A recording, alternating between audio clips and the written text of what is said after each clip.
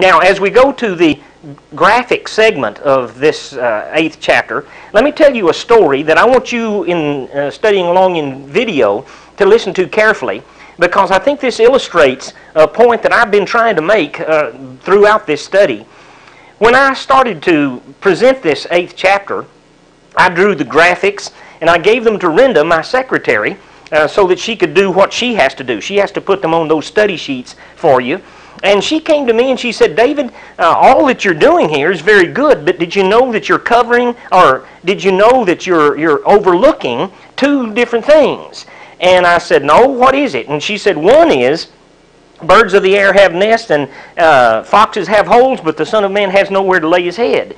And I thought, well, that's right. I didn't even have that in there. And then she said the second thing, and a lot of people would like to learn this, is let the dead bury their dead, you come and follow me. And I thought, man, what a fantastic thing. We don't want to overlook that at all. So I redid this, and what we're going to do is we're going to show the gate here, and then we're going to slowly open that gate, and there we're going to learn about 3 things, and then we're going to come outside and we're going to meet 5 things that we want to remember.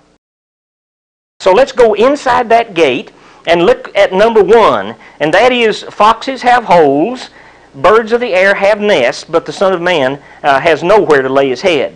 Now, that's very important. So remember that that's inside the gate, and you can recall it very easily. The second thing that Jesus said here that we don't want to overlook is this statement from Jesus. Another disciple said to him, Lord, first let me go and bury my father. But Jesus told him, follow me and let the dead bury their own dead. Now that's a strange statement, but we're going to illustrate it this way. Here's a grave, and here is a ghost tending that grave. What he meant by that, of course, was that let the spiritual dead bury the physically dead. Remember that ghost, that fox, and that bird, and you have it made. Now, let's go outside the gate now. You have your gate here, and here we have a leper who has come to the gate hoping for a miracle. Matthew chapter 8, verse 2, a man with leprosy came and knelt before Jesus and said, Lord, if you're willing, you can make me clean. Jesus reached out his hand and touched the man. I am willing, he said, be clean. Immediately he was cured of his leprosy. Now, what is going to be confusing here is that there's going to be more than one time that Jesus is going to heal a leper and blind people. So, that's number 1. Number 2 is a centurion that we have standing here to remind us of verse 5. When Jesus had entered Capernaum, a centurion came to him asking for help. Lord, he said, my servant lies at home paralyzed and in terrible suffering. Jesus said to him, I will go and heal him. The centurion replied, Lord, I do not deserve to have you come under my roof, but just say the word, and my servant will be healed. For I myself am a man under authority, with soldiers under me. I tell this one, go, and he goes, and that one, come, and he comes. I say to my servant, do this, and he does it. When Jesus heard this, he was astonished and said to those following him, I tell you the truth, I have not found anyone in Israel with such great faith.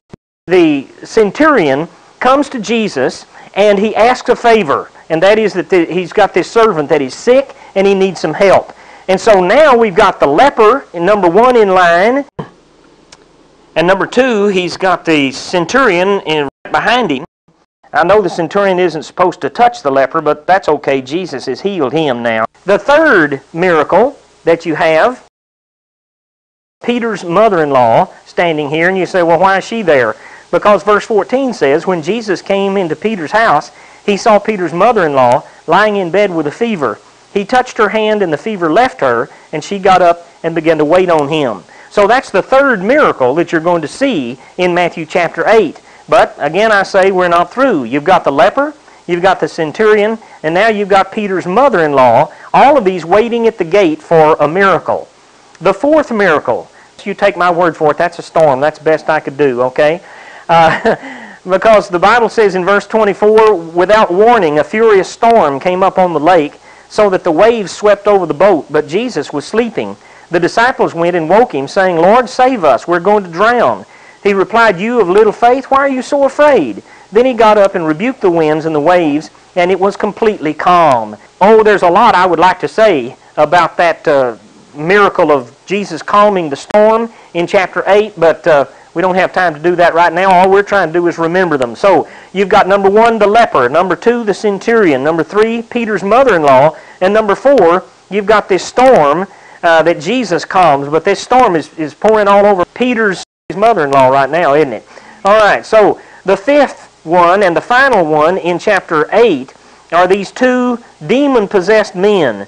When he arrived at the other side in the region of the Gadarenes, 2 demon-possessed men coming